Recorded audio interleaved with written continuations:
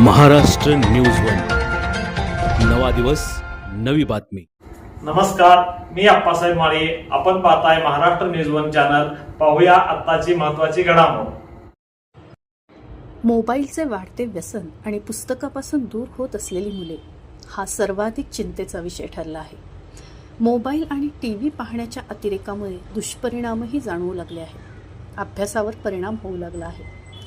या पार्श्वभूमीवर सांगली जिल्ह्यातील कवठे महांकाळ तालुक्यातील अग्रण धुळगाव येथे अभ्यासाचा भोंगा हा उपक्रम अनोखा ठरत आहे. अभ्यासाचा भोंगा या उपक्रमांतर्गत पहाटे 5 ते 7 आणि सायंकाळी 7 ते 9 या कालावधीत गावातील शालेय व महाविद्यालयीन विद्यार्थ्यांना अभ्यासासाठी निश्चित वेळ दिली जाते.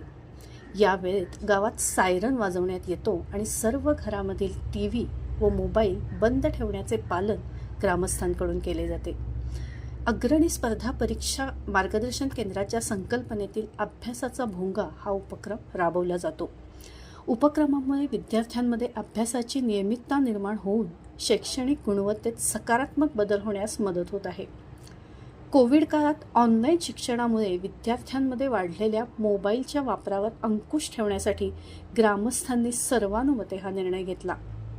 व्यापक जनजागृतीनंतर गावकऱ्यांनी या उपक्रमास उत्स्फूर्त प्रतिसाद दिला असून सकाळ सायंकाळ निश्चित 2 तास शांत वातावरणात विद्यार्थी अभ्यास करत आहेत. कुटुंबियांमधील संवाद वाढण्यासही या उपक्रमाने हातभार लावला आहे. अग्रण धुळगाव गावातील आजी व माजी सैनिकांनीही या उपक्रमास हातभार लावला आहे. गावातील प्रत्येक शिक्षकांनीही 30 ते 40 घरे वाटून घेतली आहेत. ते दररोज मुलांच्या घरी भेट देऊन ते अभ्यास करतात का याची पाहणी करून त्यांच्या काही अडचणी असतील तर त्या सोडवतात. गेल्या 3 वर्षांपासून हा उपक्रम अग्रण धुळगाव इथं सुरू आहे. सांगलीचे जिल्हाधिकारी अशोक काकडे यांनी आज प्रत्यक्ष पाहणी केली.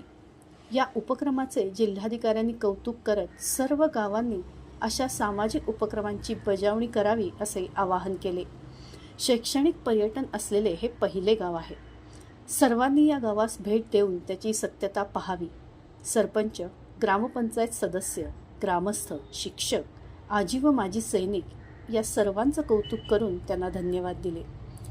हा उपक्रम जिल्ह्यातच नव्हे तर संपूर्ण राज्यात जावा अशी अपेक्षा त्यांनी व्यक्त केली. त्यांनी गावातील काही भागात घरोघरी भेट देऊन मुलांशी ग्रामस्थांशी संवाद साधला. तसेच अग्रणी स्पर्धा परीक्षा मार्गदर्शन केंद्र येथे भेट दिली.